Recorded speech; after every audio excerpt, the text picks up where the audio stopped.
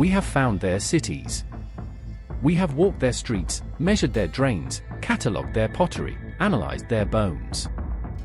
We have held the small carved objects they pressed into wet clay, objects marked with symbols that appear across hundreds of sites, maintained with striking consistency for hundreds of years.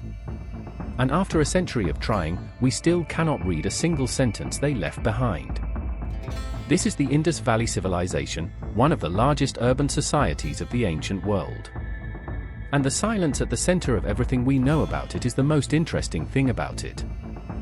At its peak, around 2500 BCE, the Indus Valley Civilization covered an area larger than ancient Egypt and Mesopotamia combined, stretching across what is now Pakistan, northwestern India, and parts of Afghanistan.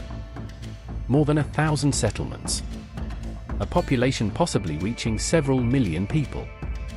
Its two greatest cities, Harappa, in the north, and Mohenjo-daro, further south along the Indus River, each housed tens of thousands of people. A third major city, Dholavira, stood on Kardi Island in the seasonal wetlands of what is now Gujarat, where its builders engineered an elaborate system of reservoirs and channels to capture and store water from seasonal streams.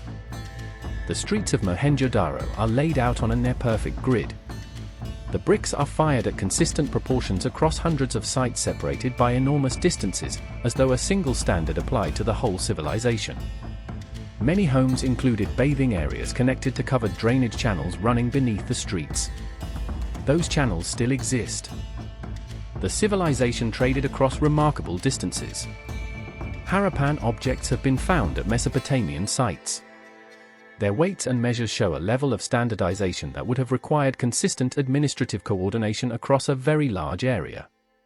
And yet, for all of this coordination, archaeologists have not identified a single royal palace. Not a royal tomb. Not an inscription naming a ruler, a king, a god-emperor.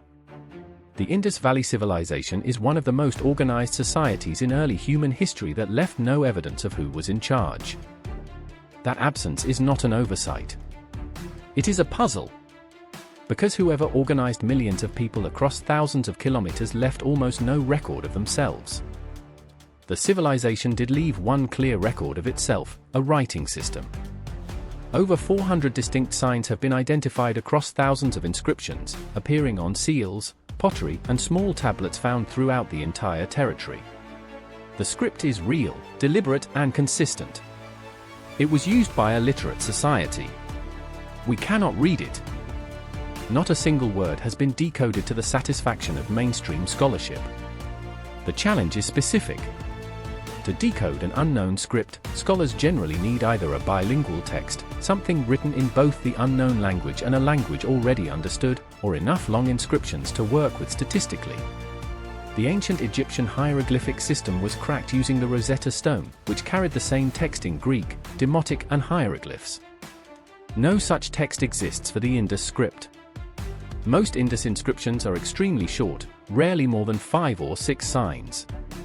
The longest known inscription contains fewer than 30. And we do not know what underlying language the script represents. Researchers have proposed Proto-Dravidian, an early form of Sanskrit, a language family that no longer exists. None of these proposals has achieved scholarly consensus. Some scholars argue the signs may not represent a spoken language at all, that they function more like administrative labels or identity markers. That debate continues. What is beyond debate, we have never heard these people speak. We have never read their reasons, their histories, their accounts of the world they built. And without their words, nearly everything we know about them comes from the shape of their cities, the design of their drains, and the objects they pressed into clay. Around 1900 BCE, the patterns that had defined the civilization for 7 centuries began to shift. Long-distance trade, the commerce that connected Harappan cities to Mesopotamia and Central Asia, weakened. The standardized weights and measures, consistent across the entire civilization for generations, began to diverge by region. The meticulous maintenance of the great cities declined. Buildings fell and were not rebuilt to the same standards. This process played out differently in different places. Some areas were affected earlier. Some maintained settlement longer. It was not a single event experienced everywhere at once. It was a transformation, and understanding what drove it has occupied researchers for decades. The large urban centers contracted. Populations moved. New settlements appeared further to the east, in the Gangetic Plains.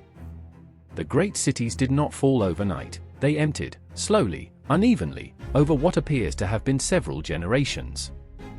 The strongest current evidence points to climate, specifically, a prolonged weakening of the Indian summer monsoon beginning around 2100 BCE.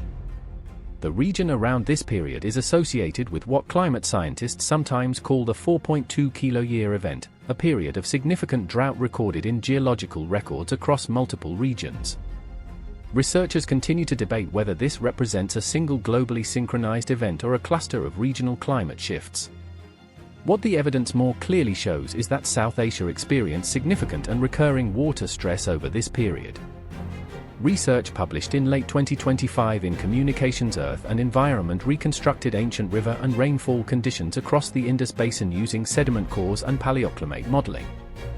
The pattern it identified was striking, not a single catastrophic drought, but for prolonged dry periods spanning roughly 1,000 years, during which rainfall declined and river flow dropped below the levels that had sustained dense urban life.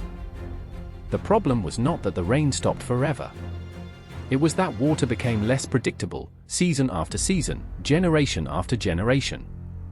Farming systems built around reliable river floods became harder to sustain. Cities that depended on agricultural surplus found themselves vulnerable. Climate was not the only factor. Trade disruptions, social reorganization, and regional population movements all contributed. Researchers are careful to avoid reducing a complex, multi-century transformation to a single cause. What the evidence suggests is that environmental stress made the urban system increasingly unworkable, and the people adapted by leaving it. For decades, the dominant explanation for the end of the Indus Civilization was far more dramatic. When archaeologist Sir Mortimer Wheeler excavated Mohenjo-daro in the 1950s, he found scattered skeletal remains in the upper layers of the site. He interpreted them as massacre victims, killed during an invasion by Indo-Aryan peoples from the northwest.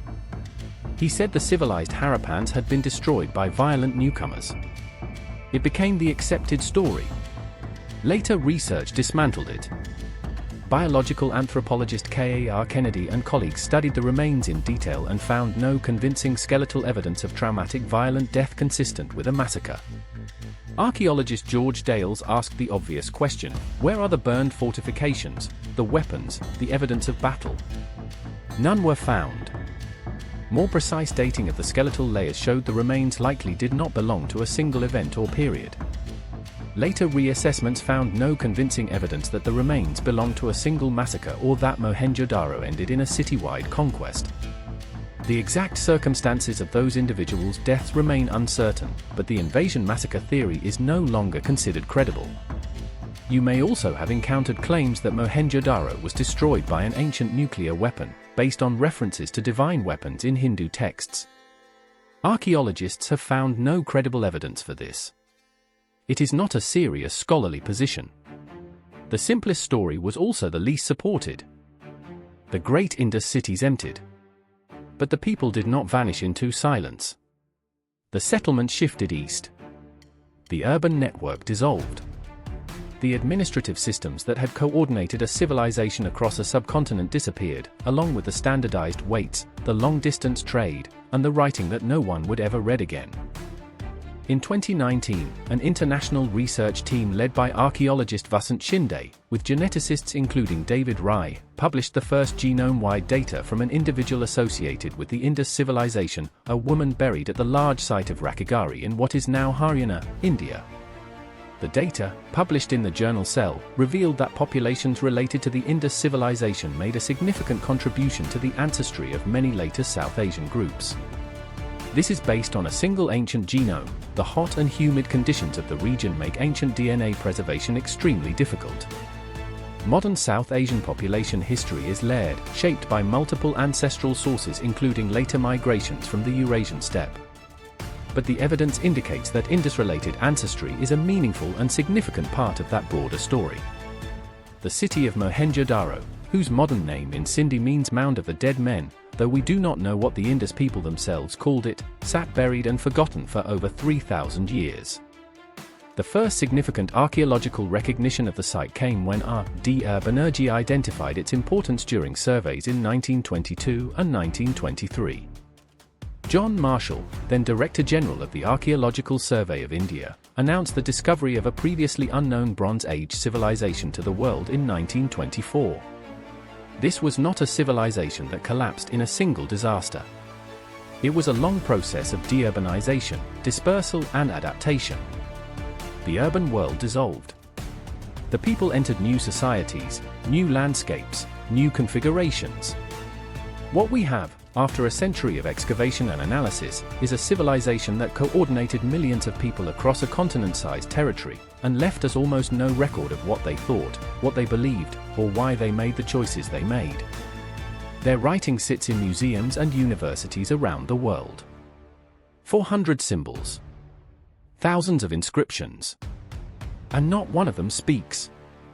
If there is something unsettling in that, it is not the mystery of a sudden apocalypse. It is something quieter, the realization that a civilization can be meticulous, organized and literate, and still become almost entirely opaque to the future. Future archaeologists, looking back at us, will have our words. Billions of them. They may find that having too many words makes a civilization no easier to understand. If this kind of history interests you, the gaps, the silences, the things we still cannot explain, subscribe. There is more. See you in the dark.